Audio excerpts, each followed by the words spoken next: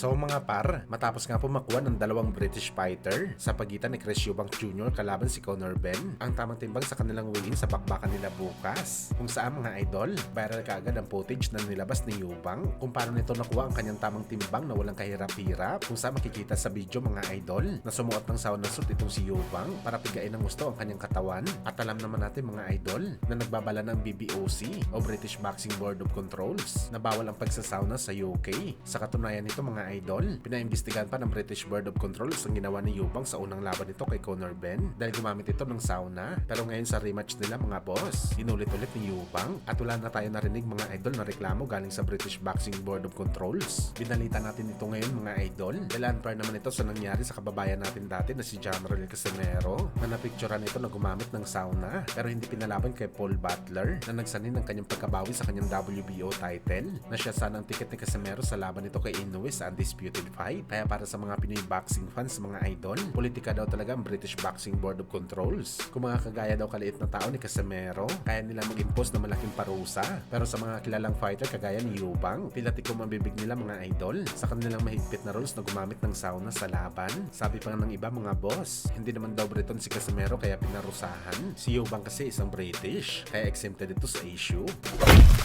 Sa kabilang banda naman mga idol, speaking sa bakbakan ni Conor Benn at Eubank, sa naging panayam naman po mga idol ni Conor Benn, matapos daw nito talunin si Eubank bukas. Tuloy daw ang kanyang plano, ang paghantig sa mga kampiyon sa welterweight division. Ready na daw si Conor Benn na palagan lahat ng mga kampiyon at kahit sino man daw sa 147 pounds. Kung saan na-mention nga ni Conor Benn dito mga idol, na sakali matuloy daw ang laban ni Pacman at Romero at pala rin si Pacman na manalo sa WBE title fight. Willing daw si Conor Benn na labanan si Pacman sa title fight. Sa katunayan nito mga idol, papipiliin pa daw nito si Boss Manny kung saan sila maglalaban, kung sa Amerika ba o sa bansa mismo ni Conor Benn sa UK. Wala daw ibang lalabanan si Conor Benn pagkatapos ng laban nito kay Eubank, kundi ang hantingin ng mga kampiyon sa welterweight. Pinabayaan na daw nito ng matagal ang kanyang division. Ngayon daw mga idol, ready na ito bumalik, kaya abangan natin to mga boss. Sakaling matuloy ang laban ni Conor Benn kay Pacman sa UK, siguradong papaldo talaga si Boss Manny dito mga idol.